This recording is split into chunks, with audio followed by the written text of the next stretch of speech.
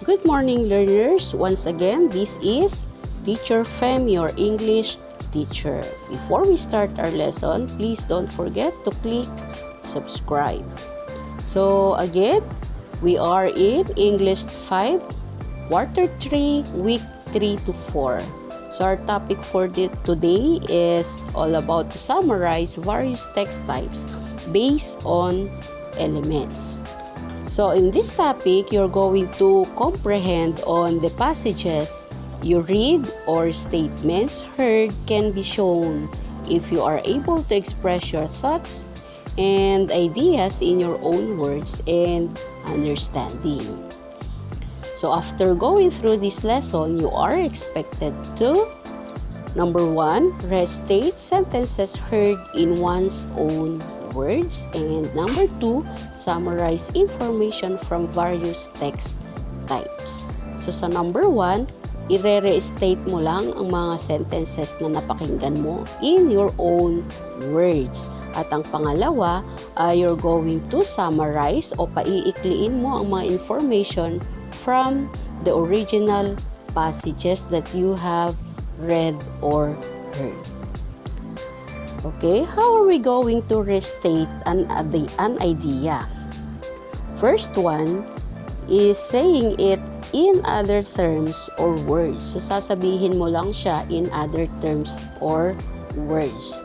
Not exactly na palitan mo siya isa-isa. Second one, a restatement uses different sentence formation. So, papalitan mo siya yung sentence formation niya. Maaaring pwedeng babaliktarin mo siya. Mauuna yung nasa last sentence, gagawin mo siyang first sentence. It depends upon your how are you going to restate the idea. And the third one is, in restating an idea, do not to change the word per word structure of the text. So, hindi kinakailangan na papalitan mo siya ng word per word para masabi na na-restate mo ang isang idea. Instead, organize the thoughts in mind and come up in putting it together in own words in a different way.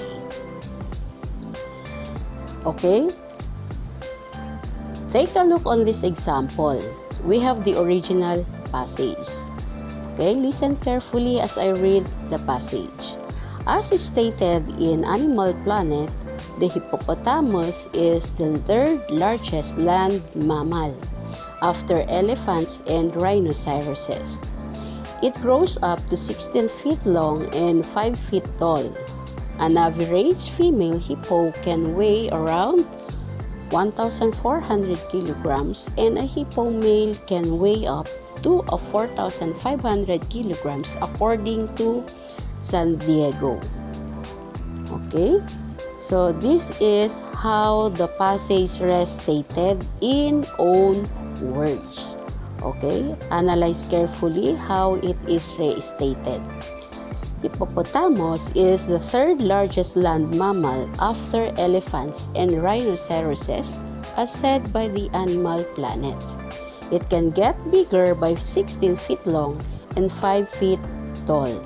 According to San Diego, a female hippo can normally weigh up to 1,400 kilograms compared to a male hippo which may gain up to 4,500 kilograms. Okay?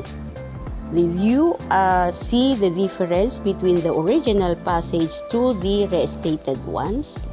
Okay, so this is the strategies used in the example given or the ways to restate a text from the original passages. The first one is to start your first sentence in different point from that of the original text. Okay?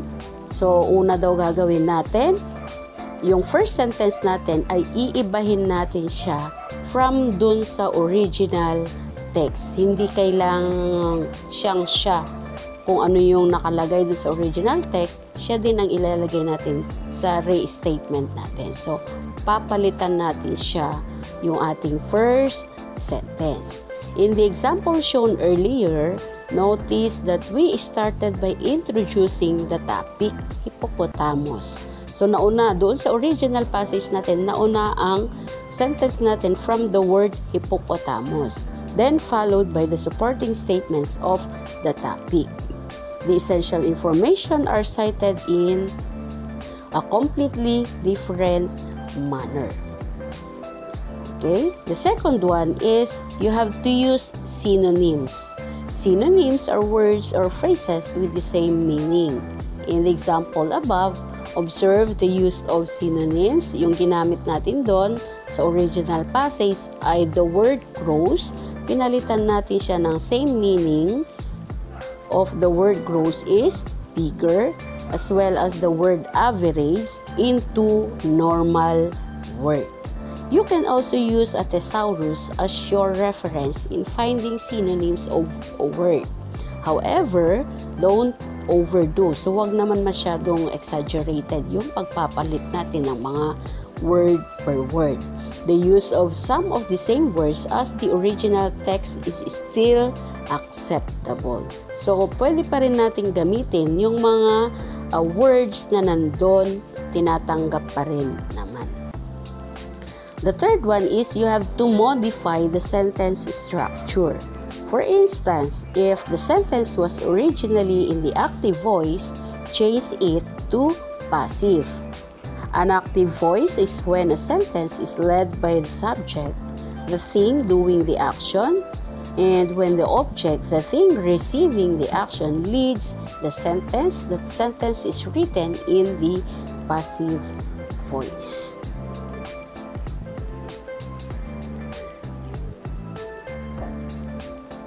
Okay, example. Here is the original passage.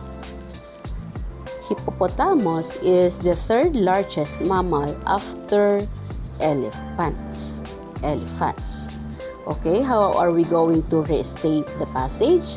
The third largest land mammal after elephants is hippopotamus. Okay, did you understand?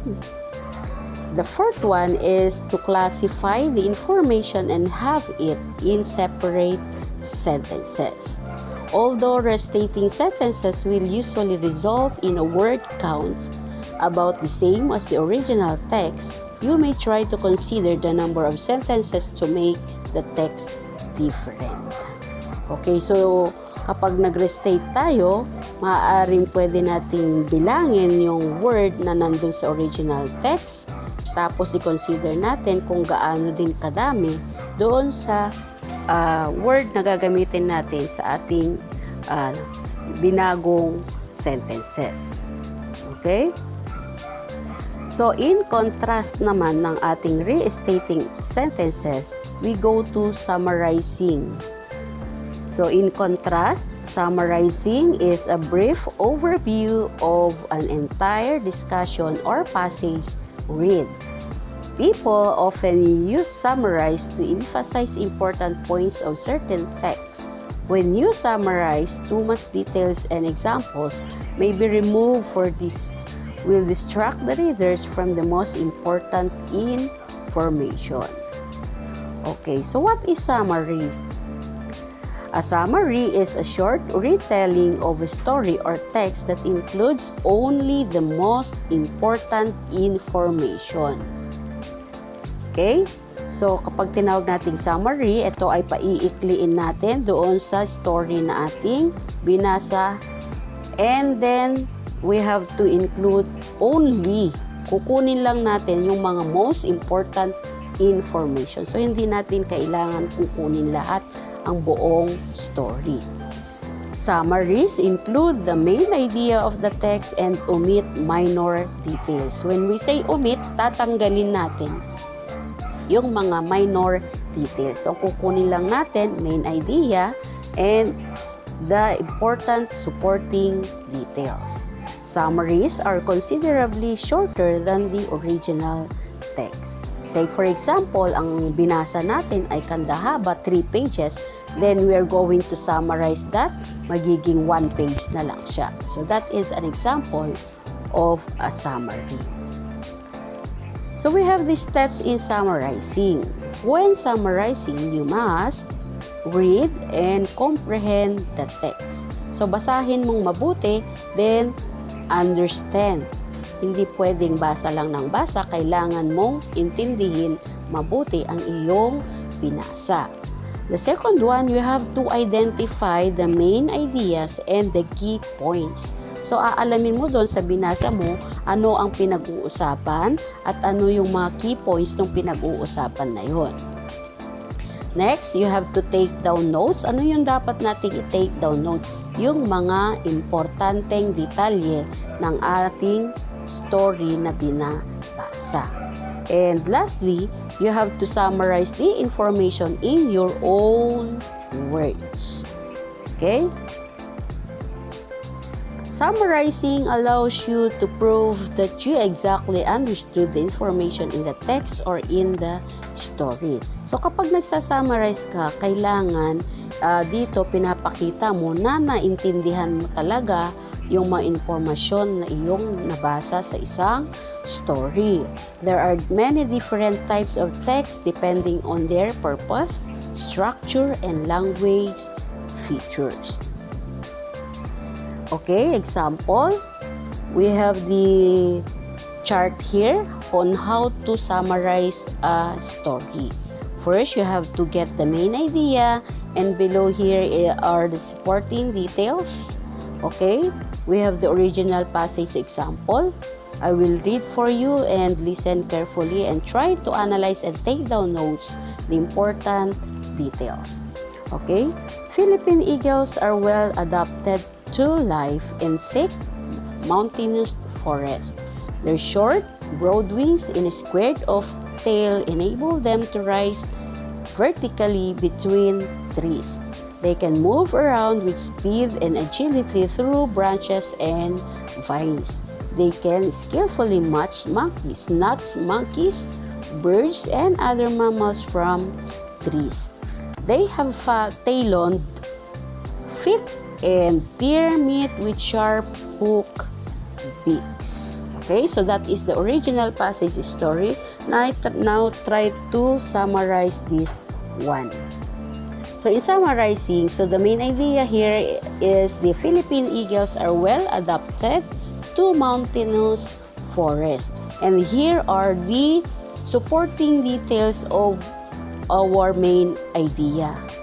We have the speed and agility. The eagles, Philippine eagles, have broad wings and squared-off tail, and they are skillful. So this is the summarized passage. Philippine eagles are well adapted mountainous forest. Their broad wings and squared-off tail make them move with speed and agility, skillfully survive. So, kung napansin nyo, medyo mahaba-haba yung original passage natin kanina.